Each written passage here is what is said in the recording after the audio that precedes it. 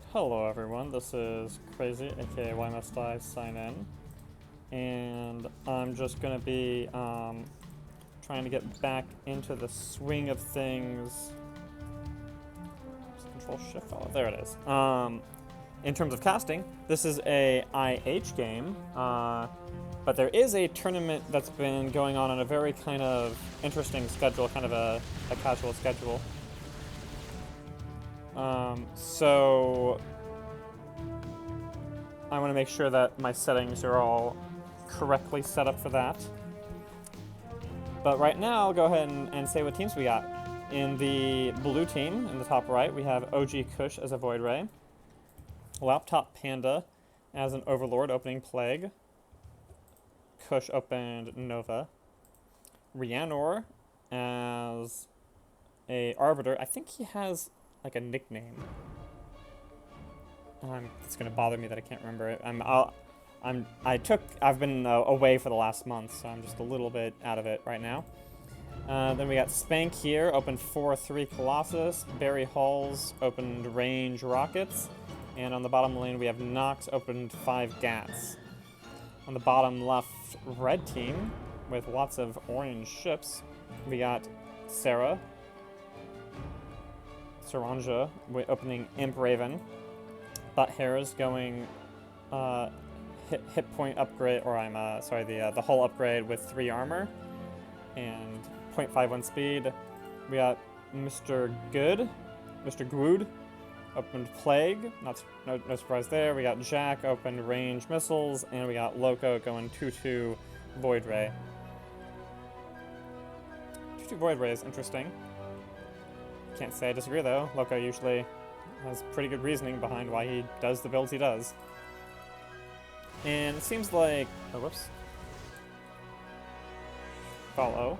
Okay, and the blue team has map control at the moment, but it's not a massive lead. In terms of composition, you know, the difference between the BC and the frigate is one of the big things to notice here. I'm not sure if the music is too loud. It might be a little bit distracting because it's very busy music. I kind of like it a little bit, but it's a little bit, yeah, it's just calm it down a little bit. The key is really the next 2 minutes in terms of if the red team can come out and get a kill while the blue team has yet to upgrade, then this initial push will not be very good. But now they're just backing together. They're going to take the farm advantage that they have. Basically a 320 farm lead. That's enough that they will have an advantage when they come out, and now the red team will be in the dangerous position because the blue team might have more speed ups or more damage and be able to kill them if there's any sort of positioning error or if they back at the wrong time. But this is also the very important time for the red team to be able to catch up on farm and to be able to really get back in the game.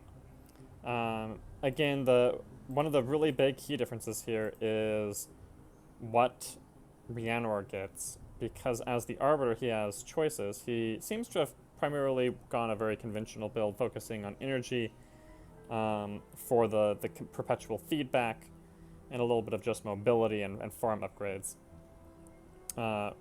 Meanwhile, the red team is not being too aggressive in terms of reclaiming farm. They're getting it back into a 200-point game, but they don't want to be too close to the towers, because if they are there when the blue team comes out, they're going to die. And, you know, we got the 0.61 Colossus speed. We got Kush coming out with 0.86 speed, but he doesn't have charge, and he does not have beam speed yet.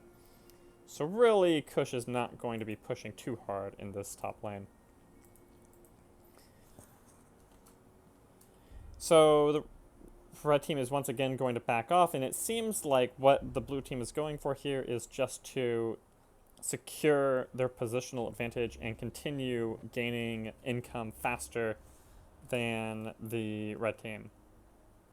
55 FPS while streaming, 145 ping, so it seems fine. I just had a crash right before this, so I'm a little bit concerned, and I wanted to test out in this IH game before I got into any tournament games to make sure I wasn't going to crash in the middle of the game. But it seems fine so far, so I don't know what it is that made me crash just before now. Now we have the siege creep coming down, 240 damage at 3.3 speed, basic, close to 100 damage per ship, per Tempest, so long as they stay alive, so 300 damage a second. It's not exactly that. I should actually do the math one of these days to see exactly how much it is, but they don't do very much to the towers, though, right? It's 140 at 3.3 speed to the towers. So it does do damage, but not enough that it's going to get the shields far enough down that it is going to make a difference. Not at this stage of the game, anyway. And now the Tempests go down. Blue team now has a 500-point lead, so this is a really critical moment. If they do not get a kill here, and they're going to go for a kill on Nox, it looks like, red team is going to probably lose. So if they can get this kill, they're still in the game. If they cannot get this kill, it's going to look very dire for the red team. A 500 farm lead at this stage of the game can make a really big difference. But it's not over yet. It's not over until either the in my mind until either the Raven or the Arbiter dies, because so long as those two ships are together and they have the Overlord, they can make some really big plays, and if they can draw it out to a late game. Ooh, and here they're going to try to pick off Spank, actually. Blue team is not going to let them get that pick, but they do want to, be aggressive here. And so we got Scan on Jack. No nuke, so nothing, no Psyblast on the Overlord. Boost, but what is the object of the boost? I guess all of their damage right now is on Loco. Yeah, we got some explosive charges from Butt Hairs, but only level 1 Gats, so almost 100%, well, not almost 100%, but a very large portion of the red team's damage right now is on Loco, is on their Void Ray. Kush is coming out. He's now up to 2 beam, 0.31 speed.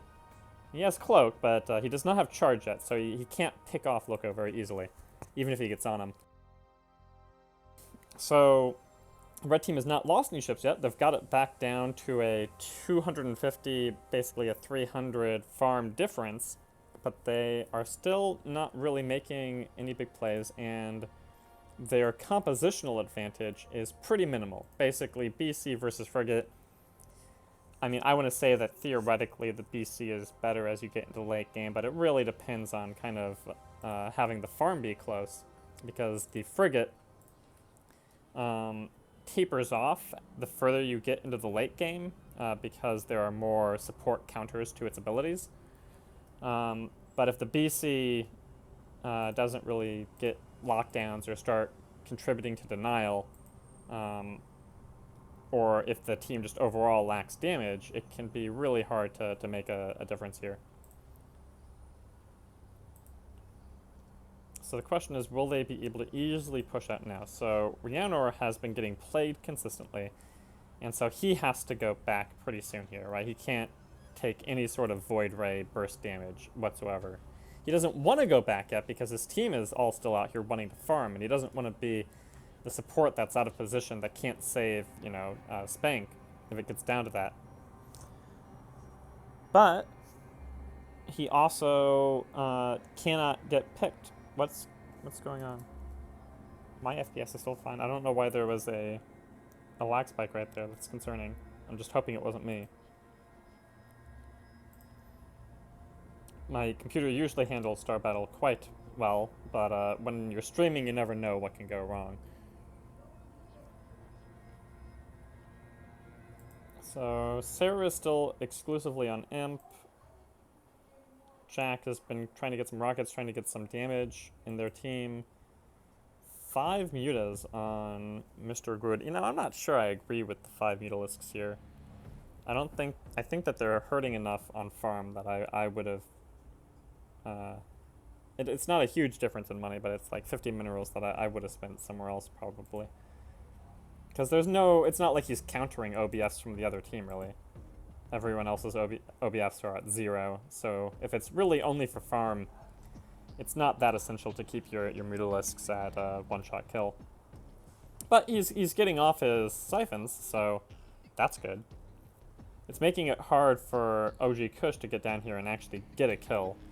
If he's not careful, I mean, Loco does have enough damage that he could actually just turn in.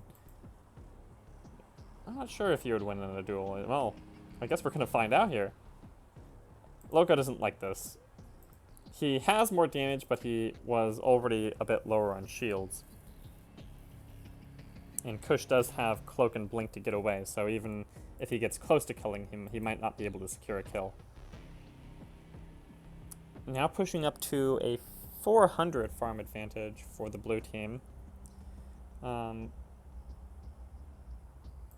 Ooh, Loco is taking some heat, but he's close enough to base and he had his Blink up. Since they don't have any way to really perpetually deny him energy, right? Siphon is energy denial, but it's not like lockdown where he's instantly going to be unable to blink.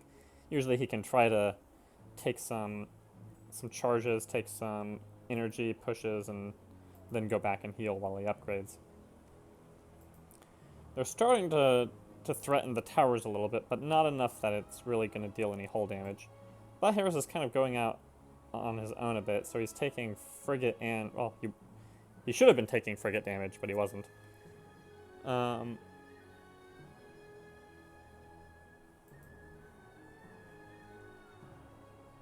So we have Cloak now, so it's getting harder and harder to get a pick very easily. Bury Halls does not have Ripwave, but he does have quick reload, so with the level 8 rockets, 11 range, 9 attacks,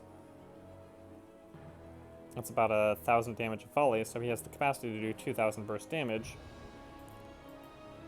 And so because of the range difference and because of the number of rocket difference, the frigate will in this stage of the game consistently do more damage than the BC. But the BC has lockdown, which if he can get it off on the Colossus or on the Arbiter or on the Dreadnought will make a very significant difference. Especially once the Raven and the Arbiter get Force Field and PDD. But right now they don't have Force Field and PDD yet, so the difference in rockets is making a really severe difference. Jack does have regeneration on the BC, but it takes time to get there. So if Barry goes back, he doesn't have 400, so he can't just pick up a torpedo. But if he comes out with enough speed or damage to get just 3 or 4 volleys off, he can actually pick off a ship without really risking anything on his own. So we'll see what the ups are coming back out here. They want to clear up these siege creeps. Yeah, see, there he got the lockdown off, so Nox is having a harder time pushing out just on his own. Dreadnought versus Dreadnought is very one-sided if one of them is getting locked down and the other isn't. So the red team has more denial, but the blue team has 400 more farm. Sarah's going back. Sarah already has 400 energy. Gwood has 475 energy. So they do have energy. They're getting the plagues off. The Overlord is really nice for red here because it's hard for the blue team to really sit in their base forever. Ooh. So here's the strength of the Raven Arbiter combo, is that with the defensive matrix and the cloak, basically no one on their team can consistently take damage until the Arbiter gets a observer or Laptop Panda gets a spotter. But they don't want to actually pick off any ships right now. What they're going to do is they're going to siege up with Nox, this level 12 Gauss cannon, and pick off this tower. So it's going to be a lot harder for the red team to retreat once this. I don't know why he's not finishing it off. I think he must have lost vision. I'm not going to check right now because it's kind of past. Oh, now he's trying to finish it off. But are they really going to let it leave with just 342 HP? That's how you know it's not a tournament game. This is IH a little bit more erratic. So they got a good push. Loco is coming in with the defensive matrix, trying to get some damage in, but he's taking a little bit too much damage, and now Sarah is taking some heavy aggression. It's a tight engagement here. Let's turn on. Why does it sound so loud?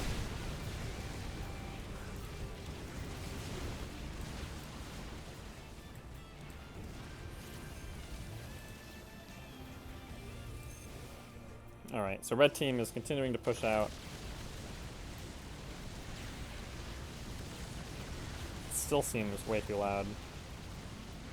But I don't want to look away from the action when everyone is this low. You know, a couple of volleys at the right time and Jack would just pop.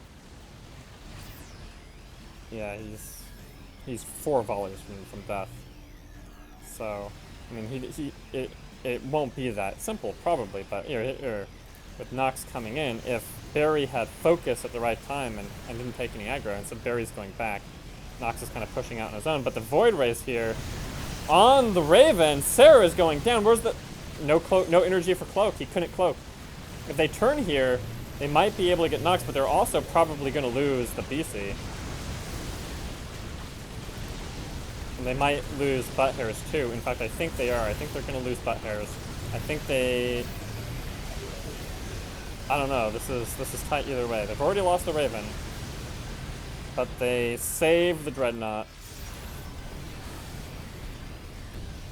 Yeah, Butt Hairs is trying to get in here, get some missiles on. It's going to be close. I don't think he's going to... I don't... Arbiter, you have no energy. He can't...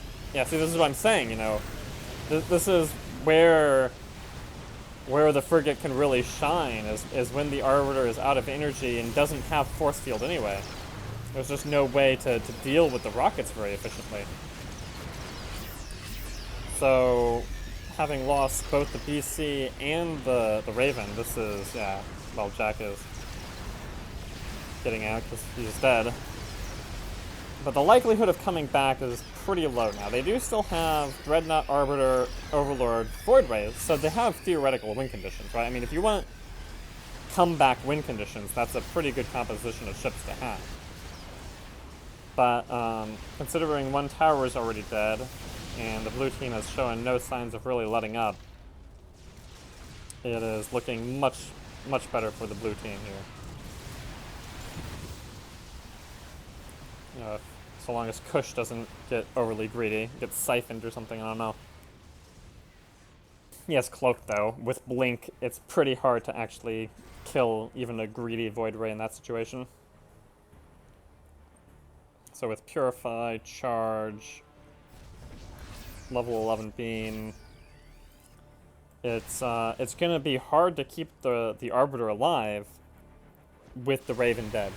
And that's why, once the combo collapses, the whole team can die very quickly, right? If they just lost the BC, they probably would be fine, because the Raven Arbiter combo with the Overlord and the Dreadnought could get a kill somewhere. But with the Raven dead, there's no consistent way to keep the Arbiter alive and the Void Ray off of him. So it's just a matter of time, really, before... You know, once the Arbiter dies, then the rest of the team is almost certainly going to die very quickly.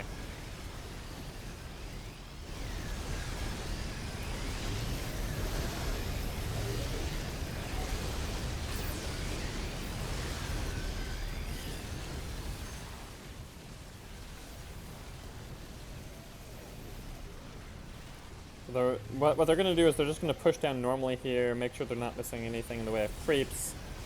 And they don't need a kill right now, so if they can get a kill, they'll take it. But in all likelihood, they're just going to push him back and then take this second tower. That would be my guess of what is going to happen in the next 2 minutes, assuming Nox decides to siege up. He's out of energy at the moment. He doesn't want to siege up when he's too low on health. But let's see. What you going to do, Nox? You're going to siege up?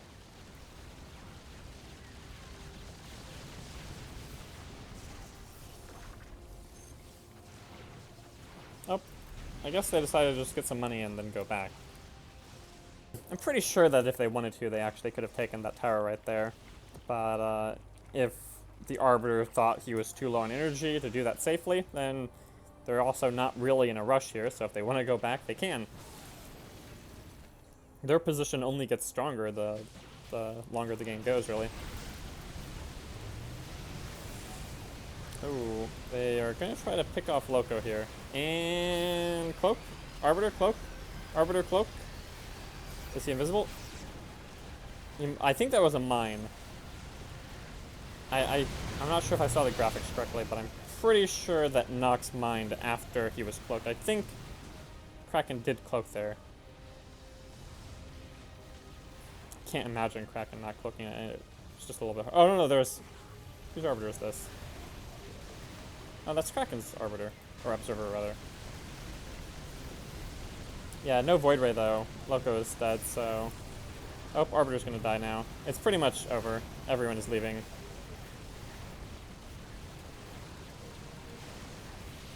He's gonna see if he can pick him off before the tower is dead, but he decides not to be too greedy. Doesn't want to prolong the game any.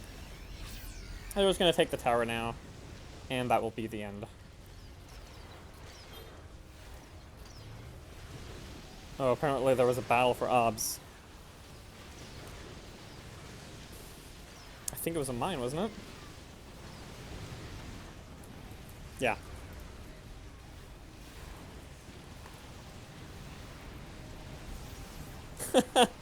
Crush is being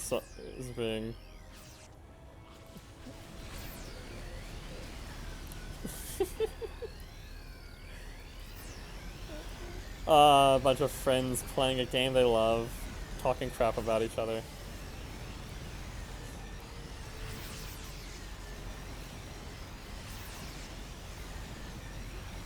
The end. Well, hope you guys enjoyed watching. Hopefully it wasn't too rough me getting back into the swing of things here, and I will see you in the future. GG's.